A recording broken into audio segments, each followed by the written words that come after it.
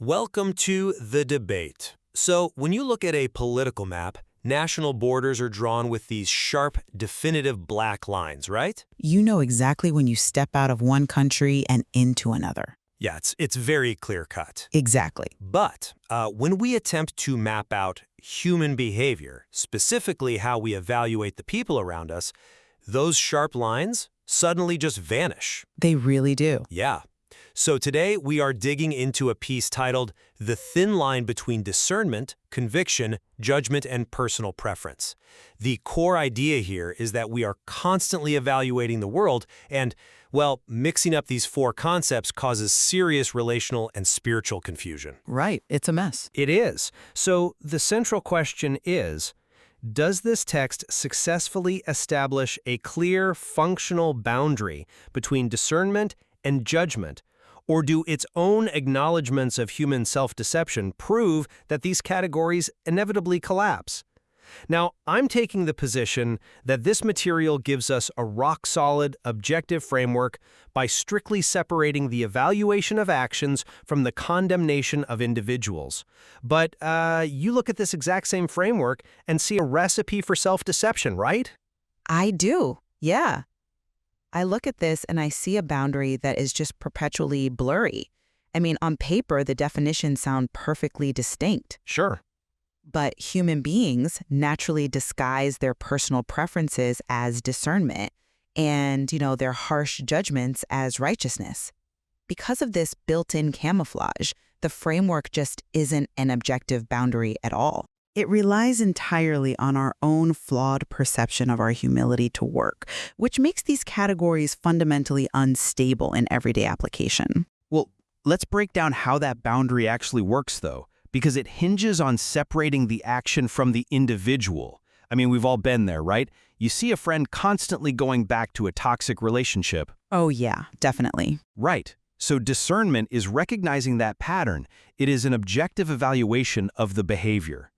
Judgment, on the other hand, is sitting on your couch thinking, well, I would never be that desperate. Right, the superiority creeping in. Exactly. It is that tiny pivot from observation to arrogance. Think of it like a thermometer versus a thermostat. Discernment is the thermometer. It just reads the room, diagnosing the reality of the situation. Okay, but just real quick, judgment is the thermostat. You are actively trying to turn up the heat on someone else's character to make yourself feel comfortable and superior.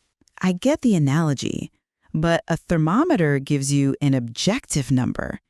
In the behavioral landscape, human beings just don't have that luxury. Well, we inherently treat our personal preferences as universal moral standards. People constantly present their subjective tastes, whether it is about, clothing styles, worship music, or how someone spends their money, as absolute truths. That's true, yeah. So how can you claim we are just reading the room when the thermometer itself is calibrated by our own egos? I mean, people mistake their subjective distaste for someone's lifestyle as an objective discernment of destructive behavior all the time. They do, absolutely. And the framework actually acknowledges that people elevate preference to moral truth, but it also provides a functional safeguard against that exact error, which is internal conviction. Right. And there is a specific reason why conviction has to work inwardly before it works outwardly. Our brains are basically wired for self-preservation. If we don't feel the sting of our own guilt first, our ego automatically weaponizes our observations against other people.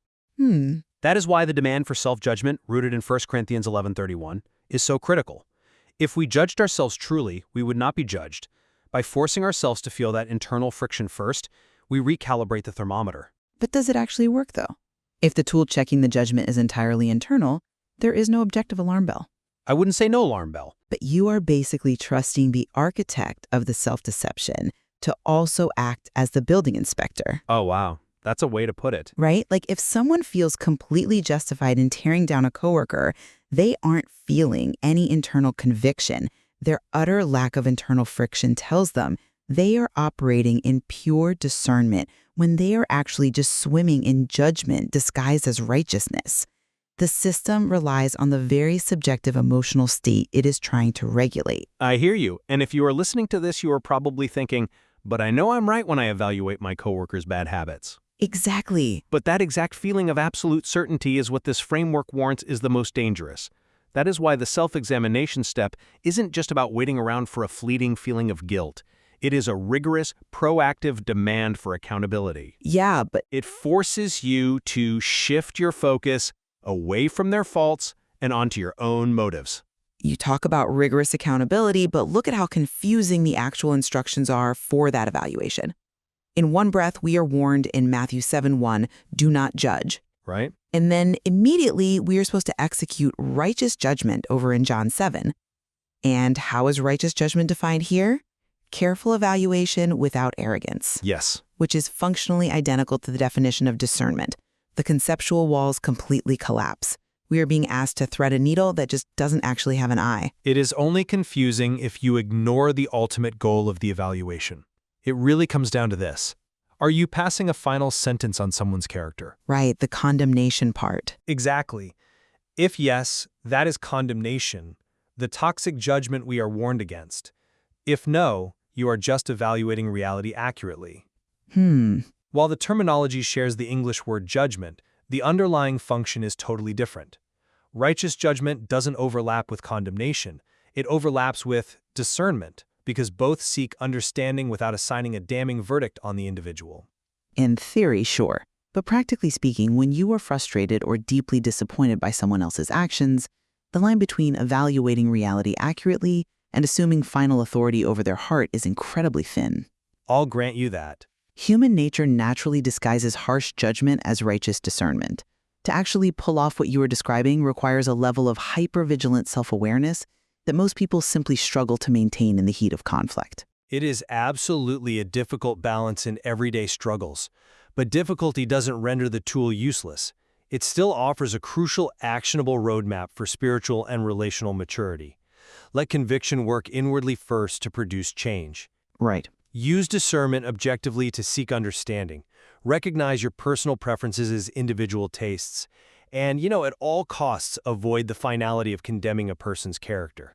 And on that front, there is a clear point of convergence for us. Whether the framework is perfectly objective or inherently subjective, the healthiest approach is combining our evaluations with deep intellectual humility and rigorous self-examination.